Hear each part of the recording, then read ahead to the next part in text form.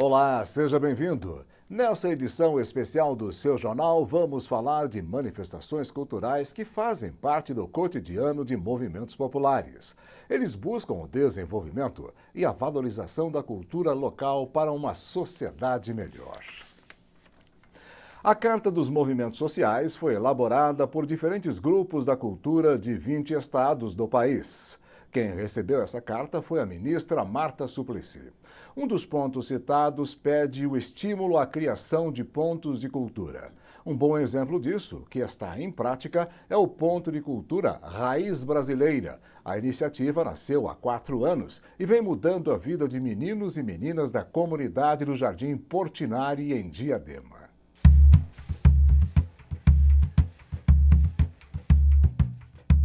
Os planos municipais de cultura são um dos 145 pontos eleitos pelos movimentos sociais na Carta de Intenções.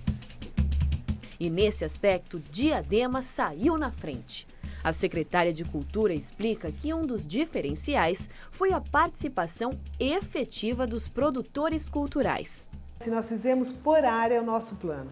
Cada área, na área de música, área de artes cênicas, área de hip hop, área do circo, área de artes plásticas, né? Então, assim, foi um momento de comunhão e de participação mesmo, ou seja, nós elaboramos esse plano com a participação efetiva da produção e da comunidade local. Para conhecer as ações da cultura que vem dando certo, fomos até um dos 28 pontos de cultura de Diadema. No Raiz Brasileira, a garotada mostrou que gosta mesmo é de fazer barulho. Começamos com algumas crianças batendo lata aqui e com os professores, né, que começaram a ensinar, isso virou uma mania e aí eles começaram a montar uma atividade, essa atividade virou uma oficina, que virou um projeto, que virou esse ponto de cultura, chamado Raiz Brasileira. E a nossa luta é essa, é dar a oportunidade, isso, e o ponto de cultura tem trazido isso. É interessante, né? Bate lata, reúne todo mundo, né? Criança que fica na rua o dia inteiro, né? Aí, dia de segunda, sexta, sábado, ficar aqui melhor do que ficar na rua, né? A percussão em lata é a principal atividade do ponto, que já existe há 2 anos. Bruna gosta tanto de cantar como tocar e, com apenas 13 anos, já é candidata a se tornar uma das multiplicadoras da oficina. Música já é legal, ainda mais em lata é uma novidade, né? Aí quando as pessoas veem, elas gostam. Aí eu gosto de fazer, as pessoas sorriem, entendeu? Desde pequena eu canto, minha mãe falou assim que quando ela saía no ônibus eu cantava, aí o professor ficou sabendo disso, aí ele me pôs para cantar. O ponto de cultura foi a polícia que deu acesso a uma associação de bairro ter contato direto com o governo federal. Isso foi demais, assim. Oferecer cultura à comunidade carente e dar oportunidade de aprendizado aos jovens de 7 a 14 anos são os principais objetivos da oficina de percussão.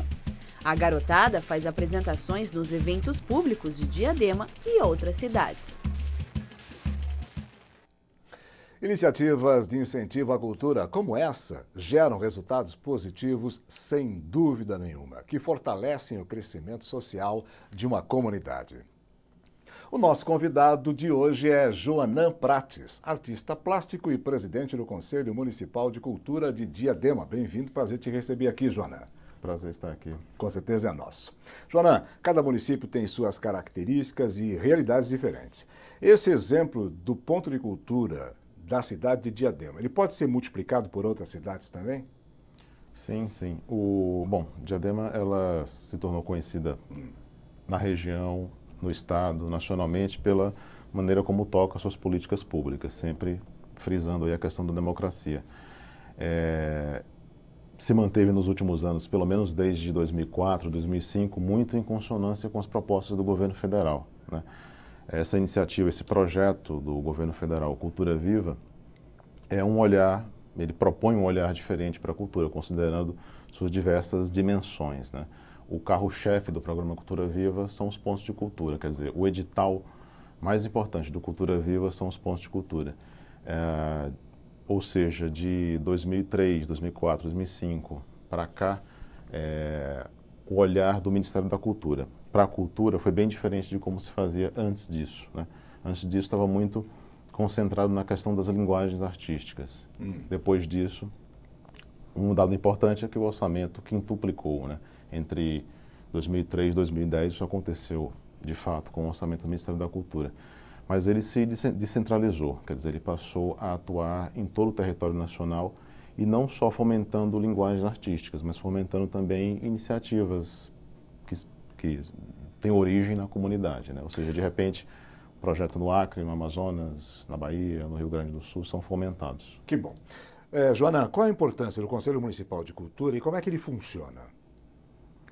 O Conselho Municipal de Cultura fez 2 anos em abril desse ano, né? Ele também é fruto desse diálogo de Diadema com o que é proposto a nível federal, né? Pelo Ministério da Cultura, pelo Congresso Nacional. Tá, mas como é que ele funciona? Na prática, como é que ele, no dia a dia, ajuda a sociedade de uma forma a incluir as pessoas que habitualmente não tinham cultura? O Conselho de Cultura, a presença do Conselho de Cultura em Diadema é muito em função desse diálogo com o Ministério da Cultura, né? Com esse diálogo com o governo federal. Ou seja, é muito em função dos pontos de cultura que tem na cidade. Entendi. Tá? Uma coisa puxou a outra aí. A maneira como eu vejo o Conselho de Cultura é como uma instância máxima de diálogo aí entre poder público e sociedade civil. É uma ponte. É uma instância de diálogo entre os dois, né? Quer dizer, a relação entre os dois, poder público e sociedade civil, sempre é conflituosa, né? E tem representantes de toda a sociedade? Sim. Seja do artista, seja de uma população comum, enfim. Sim, a unidade básica do Conselho Municipal de Cultura são as câmaras setoriais. Certo. As câmaras setoriais são representações dos segmentos culturais da cidade. Tem 15 câmaras setoriais, ou seja, tem 30 conselheiros. Esses conselheiros representam segmentos culturais, como capoeira, como a questão das matrizes africanas, da cultura popular, das artes cênicas, das artes plásticas, da dança. O Joanã continua conosco aqui no seu jornal especial que fala hoje sobre cultura. Em 2012, ano da 22ª Bienal do Livro em São Paulo, uma nova cena literária entrou no debate. O evento Escritores da Periferia fez parte da programação oficial da Bienal no pavilhão de exposições do Anhembi. Os escritores Ferrez, Paulo Lins e o poeta Sérgio Vaz participaram de um bate-papo muito legal que a gente vai acompanhar agora.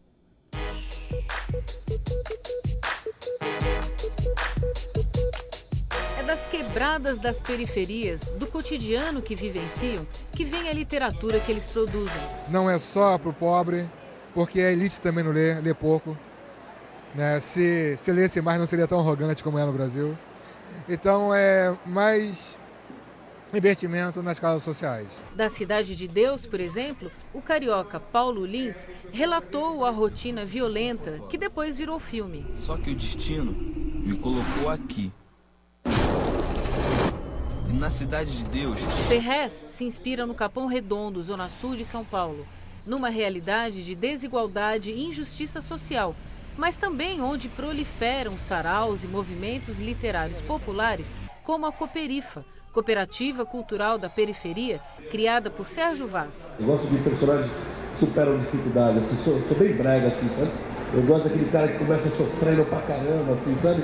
Aí no final, eu me identifico, cara, porque acho que é uma coisa que é nossa, das pessoas que vivem com a gente. E é esta literatura da periferia, que a cada dia conquista mais espaço, que os três trouxeram para a 22ª Bienal do Livro de São Paulo. A gente está tumultuando, a gente está correndo muito fazendo isso, a gente está lutando por isso, então não tem outro caminho.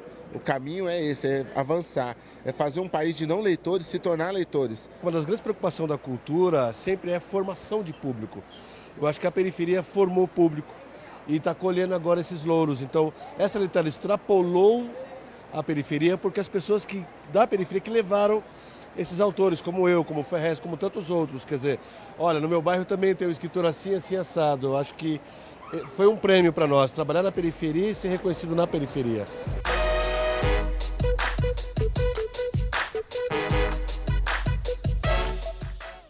E que prêmio!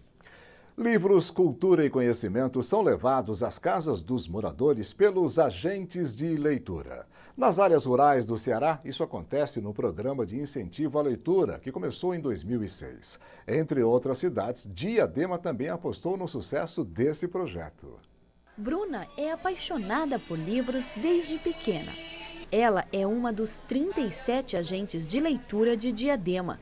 E a partir de agosto, vai poder trocar experiência com a comunidade. Uma troca de informação, tanto minha para eles e deles para mim. Vamos se enriquecer, as duas partes, né? De aprendizado, informação. De casa em casa, cada agente vai levar cerca de 70 livros de diferentes gêneros às famílias cadastradas no programa Bolsa Família. O objetivo é atender cerca de 3.700 pessoas. Além do incentivo à leitura, os agentes também vão realizar saraus e contações de história. Você está em contato com o livro, com a arte, sabe? E você dá uma bagagem humana para as pessoas, que está faltando, sabe? E que falta divulgação. A gente quer possibilitar o acesso, o livro e a leitura às famílias. O lançamento do programa foi animado. Teve poesia. Entre pedras, cresceu a minha poesia e a minha vida. E muita música. A vida é tão rara, tão rara. Bem, esse projeto, a parceria Ministério da Cultura e Prefeitura de Diadema, ele terá uma duração de 12 meses. Ele tem uma meta de atender até 25 famílias e atuarem por 25 horas. E os agentes receberão mensalmente uma bolsa complementação de renda no valor de R$ 350. Depois de Canoas, no Rio Grande do Sul, e São Bernardo do Campo, em São Paulo, Diadema é a terceira cidade a implantar o programa. O desafio agora é se tornar a cidade do leitor. O primeiro passo já foi dado. Hoje nós temos na cidade, além das bibliotecas municipais, nós temos o programa Leitura nas Fábricas, né? Então, nós estamos procurando criar uma rede de oferta de livros. Agora, nós precisamos, do outro lado, estimular os leitores a chegarem aos livros, pois a leitura é a porta de entrada para a construção de um outro universo. Toda ação voltada à preservação e expansão da cultura local merece nosso reconhecimento, com certeza. Joanã, nós vimos aqui na reportagem algumas situações, tanto desta quanto a anterior, e especificamente a última, a cidade de Diadema. Para que se tenha apoio para esse tipo de ação ser mais constante, é necessário ter pressão popular? Sim, sim. Mesmo durante a concepção desse programa Cultura Viva, né, que dá referência para os pontos de cultura, foi preciso as audiências públicas, né? Foi preciso a participação popular. Agora não é só isso, é preciso também vontade política dos governantes. Entendo. A literatura da periferia teve espaço na Bienal do Livro, como a gente viu na reportagem. O preconceito com escritores que vêm das comunidades está diminuindo? Acredito que sim. A maneira como o Ministério da Cultura e, por tabela, Diadema encarou, né, as linguagens artísticas e aí a literatura está dentro disso, foi não vendo hierarquias, né? Então, nos projetos de Diadema, por exemplo, há tanto ponto de cultura voltado para a literatura como voltado para a questão das matrizes africanas, voltado para a dança, voltado para cultura inclusiva. Eu queria saber de você o seguinte: você começa a ver desenvolvimento com mais fluidez, com mais naturalidade das pessoas que participam desses pontos de cultura? Sim, sim. Eu acredito que mudou a vida de muita gente, né? Não só em Diadema, mas em escala nacional. De repente, o artista ele precisa se ver também como um gestor, precisa se colocar como um produtor cultural num sentido mais amplo da palavra, né? Um agente cultural mais amplo. Sim, há vários exemplos. Tem o exemplo de um artista plástico que começou, ele, por conta da política pública de Diadema, ele conseguiu visibilidade para sua produção enquanto artista plástico. Alguns anos depois, isso quando a Secretaria de Cultura ainda era um departamento. Alguns anos depois ele percebeu que para ele não era suficiente trabalhar dentro do ateliê dele. Então ele começou a levar propostas para trabalhar com a comunidade. Isso virou a rotina dele. Foi um elemento que pesou muito quando ele entregou uma proposta de ponto de cultura e essa proposta foi selecionada. Ou seja, ele evoluiu com a presença da comunidade. Isso. Muito bem. Joanã continua conosco. Agora nós vamos saber as principais notícias de hoje, direto da redação do seu jornal. Olá, Ribeiro. A presidenta Dilma Rousseff fez hoje um balanço das ações do governo em 2012. No programa semanal de rádio Café com a Presidenta, Dilma destacou a criação de mais de 1,5 milhão de empregos com carteira assinada e mais de 35 mil vagas nas universidades federais. A presidenta também falou sobre a decisão do governo de reduzir a conta de energia elétrica a partir de fevereiro do próximo ano. Dilma Rousseff aproveitou a oportunidade para desejar ao povo brasileiro um 2013 com muita prosperidade e alegria.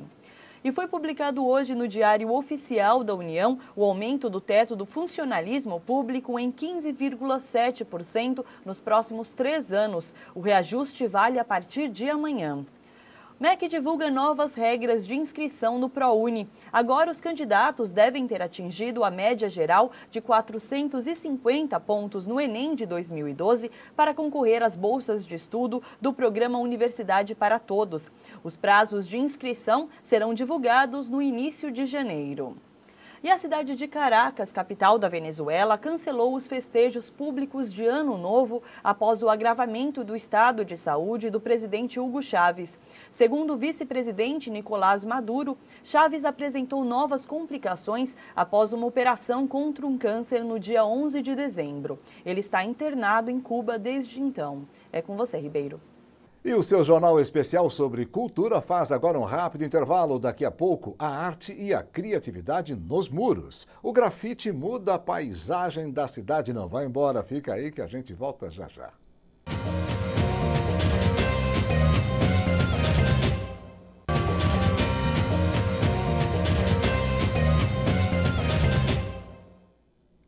Estamos de volta com o seu jornal especial sobre cultura. Mais de 50 grafiteiros trabalharam duro para colorir e dar o recado na Avenida Cruzeiro do Sul, na zona norte de São Paulo. É que foi inaugurado o primeiro museu aberto de arte urbana da capital. Cores e formas na zona norte de São Paulo. O grafite invade o espaço urbano e avança como fonte de inspiração e meio de vida para os jovens da cidade.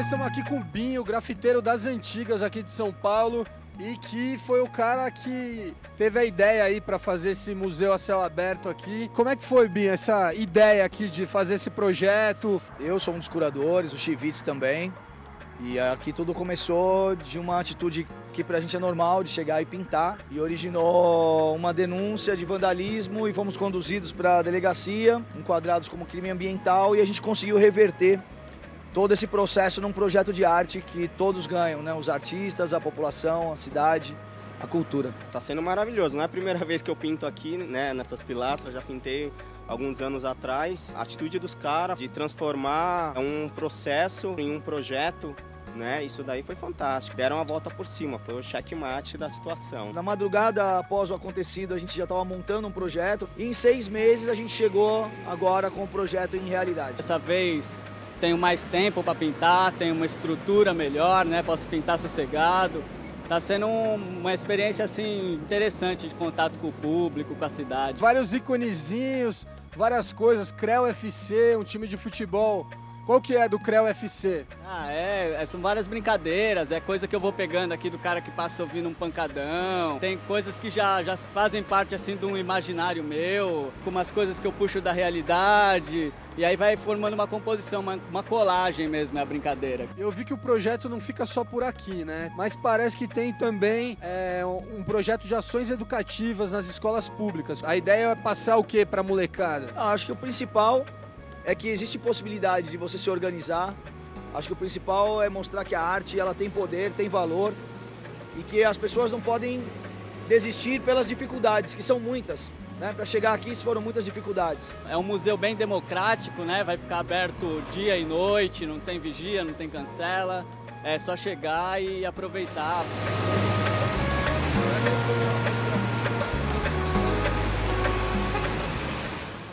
Lindos desenhos, parabéns. O vídeo-repórter Carlos também foi escutar a população e 2 artistas que viveram uma situação, no mínimo, constrangedora. Foi no metrô de São Paulo. Os trabalhos dos 2 artistas grafiteiros no muro da futura estação Adolfo Pinheiro, em Santo Amaro, Zona Sul, simplesmente foram apagados. Os artistas alegam que sofreram censura. O projeto artístico foi uma parceria feita entre o metrô de São Paulo e o Sesc. O Sesc disse que não aprovou o ato. O metrô reconheceu o erro e determinou que os grafites fossem refeitos. Mas uma pergunta fica para todos nós. É possível recuperar uma obra artística destruída? E eu tô aqui no muro das obras da futura estação de metrô Adolfo Pinheiro. Vou conversar com um dos grafiteiros que teve seu trabalho apagado. O muro foi todo grafitado, só que só 2 grafites foram censurados. Vamos conversar para entender melhor como que aconteceu isso. E aí, Bruno, beleza? Opa, beleza. O que aconteceu aí, velho? Por que o grafite foi apagado? Teve um evento aqui em Santo Amaro. Rolou vários grafites aqui, no dia 12, no dia 13, fui convidado, eu fiz um grafite aqui, quase 1 ou 2 semanas depois ele foi apagado. Aí rolou uma indignação, assim, manifestações assim em rede social e tal. A gente chegou a fazer uma reunião, inclusive com o próprio presidente, que ele pediu desculpas e que ele declarou que não era uma atitude realmente do metrô, e sim de uma funcionária que equivocadamente, por uma solicitação talvez de um policial militar ou de alguma solicitação de outra pessoa, ela acabou apagando tanto um trabalho que falava sobre uma coxinha fardada e o trabalho que falava do navio negreiro, né? Todo camburão tem um pouco de navio negreiro. Africa. Todo camburão tem um pouco de navio negreiro.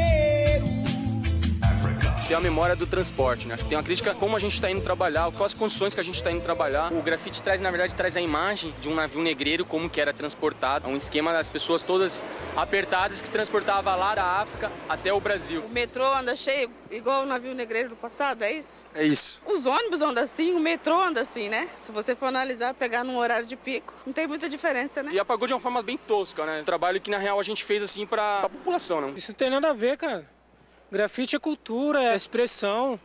Você é louco, o negócio de colocar reservado, não tem nada a ver. Paulistano que convive, que anda de vagão, conhece muito bem que a gente vive isso. Comparado às condições do metrô, a superlotação, a falta de estrutura, compara-se sim ao navio negreiro de antigamente. E um dos grafites era PM Coxinha, que era uma coxinha vestida de PM correndo atrás da galera. Aí os caras censuraram. O que você acha? Pra mim isso aí também é arte, vai ter que deixar esses bagulho aí na parede. Por mim devia deixar toda a arte aí que o mano fez, tá ligado? Pra todo mundo ver o bagulho e ver qual que é mesmo. E você é a favor do metrô censurar, assim, 2 grafites? Não, porque eles estão escondendo a realidade do que realmente acontece com o metrô público de São Paulo. É boicotar a opinião do pessoal. Pro meu trabalho e pro do outro artista, do Beto Silva, teve um olhar diferenciado, assim, olharam por um prisma talvez conservador, moralista. Esse é o do Homem Coxinha, não, o PM Coxinha. É, esse é do PM Coxinha. O que é engraçado é que, os caras não tiraram os caras correndo e tiraram só o PM Coxinha. Mas se eles estão correndo, eles têm que estar correndo de alguma coisa, né, velho? Acho que é isso, acho que estão correndo dessa censura aí, acho que é isso que a gente está correndo. A gente vai voltar aqui, ou fazer o mesmo trabalho, ou fazer um trabalho referenciando esse ocorrido e tal, mas a gente vai voltar aqui e refazer o trabalho. É isso aí. Atitudes como essa é que acabam tirando a credibilidade de alguns órgãos públicos. A falta de respeito é complicada e só atrapalha a vida de todo mundo. Joana, eu queria te fazer uma pergunta que eu tenho certeza que você convive no cotidiano, no seu dia a dia. A cultura e a arte, o quanto que desenvolve o social? Bom, o olhar que o programa Cultura Viva fez para a cultura, para uma das dimensões da cultura, foi de que ela é um ativo econômico que precisa ser considerado, como diversas outras esferas da nossa vida, da nossa rotina. Quer dizer, a arte, a cultura gera sim renda, gera sim PIB, gera sim sustentabilidade, etc.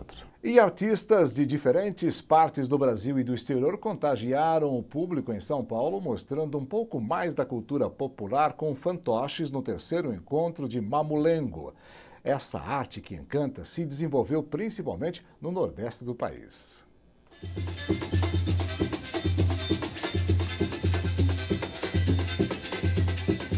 O boneco vem das plantas, ele é feito de madeira, então ele já existia antes do ser humano existir. e ninguém sabe de onde vem nem por onde começou. O que sabe é que ele existe no mundo inteiro e a gente vai continuando fazendo essas brincadeiras por aí. Nós estamos propondo esse tipo de brincadeira como uma coisa assim da diversidade cultural. É contra as monoculturas. Nós achamos que quanto mais diversificado for, quanto mais coisas diferentes existir, melhor é para todo mundo. Isso era proibido. Isso era assim, uma pessoa fazer era quase um crime, pai. Agora não. Agora já se vê como algum interesse. Mas ainda não se valoriza assim o artista, o mestre, como precisa ser valorizado. Benedito, por que você não troca esse menino? Que eu gosto demais dele. Benedito, eu tô falando pra você trocar a roupa. Trocar a fralda dele eu troco. Pensei que era um menino. Esse boneco que se apresenta conversando com o público, né? Ele abre um canal muito importante de comunicação. Essa é uma característica, essa coisa viva dessa comunicação que acontece ali naquela hora mesmo. E pronto, cada apresentação é de um jeito, cada público é de um jeito e a gente toca o bonde. E a gente toca o bonde e se diverte. Quantos sorrisos maravilhosos, como a gente viu aí, adultos, idosos e crianças juntos. Todos no mesmo espírito de alegria, descontração e, naturalmente, valorização desse trabalho que desperta a imaginação de todo o público. Joanã, a cultura, a arte, ela desperta no ser humano um sentido melhor pela vida? Sim, a cultura, bom, se a realidade é uma questão de interpretação, né, a cultura faz com que a gente enriqueça essa interpretação do que é real, né, do que acontece com a gente. Ela permite que a gente, entre várias outras coisas, passe por situações às vezes difíceis e interprete elas de forma nova, ou seja, ela abre novas portas, abre novas distâncias, novos caminhos a serem percorridos. A cultura muitas vezes e a arte nos faz viajar, né, nos pensamentos. Porque o consumismo cotidiano nos massacra em alguma parte da nossa vida. A arte, a cultura, é uma saída para isso? Sim, sim.